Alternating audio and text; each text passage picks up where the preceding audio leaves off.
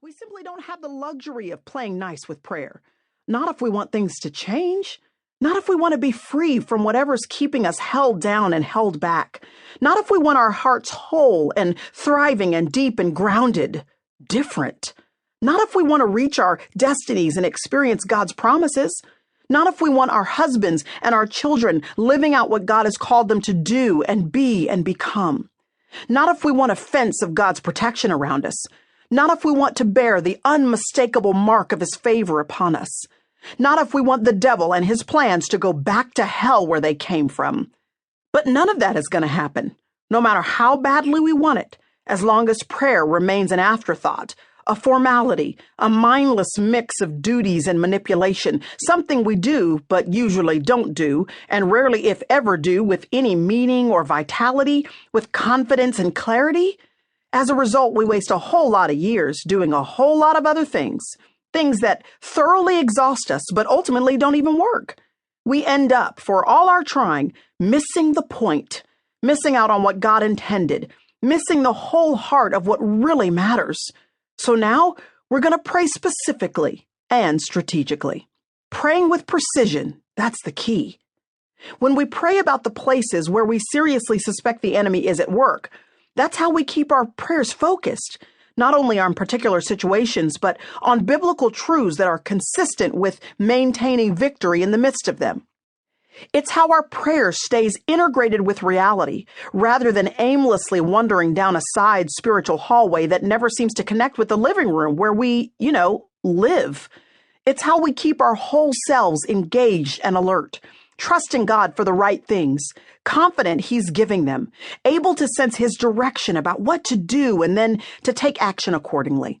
If all we're doing is flinging words and emotion in all directions without any real consideration for the specific ways the enemy is targeting us and the promises of God that apply to us, we're mostly just wasting our time. We're adding to the confusion while not really making a noticeable dent in the problem or the process.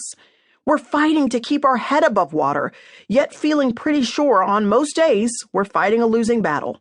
Well, part of that idea is right. We are in a battle with a long history that reaches back before the annals of time began.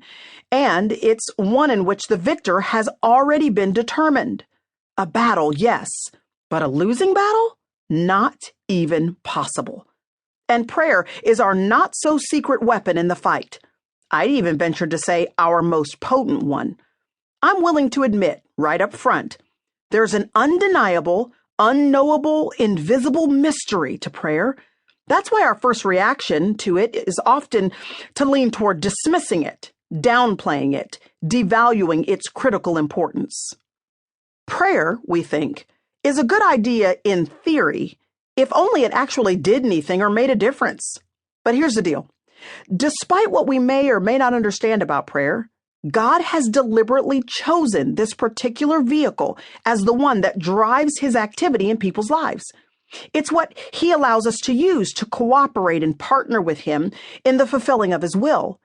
He's created prayer as a primary way of putting us into personal contact with him and with his eternal realities any hour of the day or night. So as we begin to grasp its significance, and as we practice implementing this incredible power tool he's placed in our hands, he divinely positions us, even a little life like ours, in his grand purposes for the ages. Through the connective tissue of prayer, he cracks open the door that makes us at least a small part of how these massive plans of his are translated into the lives of the people we know, including ours. Prayer is the portal that brings the power of heaven down to earth. It's kryptonite to the enemy and to all of his ploys against you. That's why you and I need this book. That's why this intersection of our life's journeys in these pages is so crucial, not because of what I'm writing, but because of what we're going to be doing with our time together and what our God is going to be doing as a result. You and I, once we've gotten just a little bit better acquainted, will begin actively crafting some prayer strategies tailor-made for your victory. We're going to do it by touching the areas of your life that the enemy is targeting the hardest, the bulk of what frustrates you, worries you, defeats you, exasperates you, angers you, taunts you, deflates you.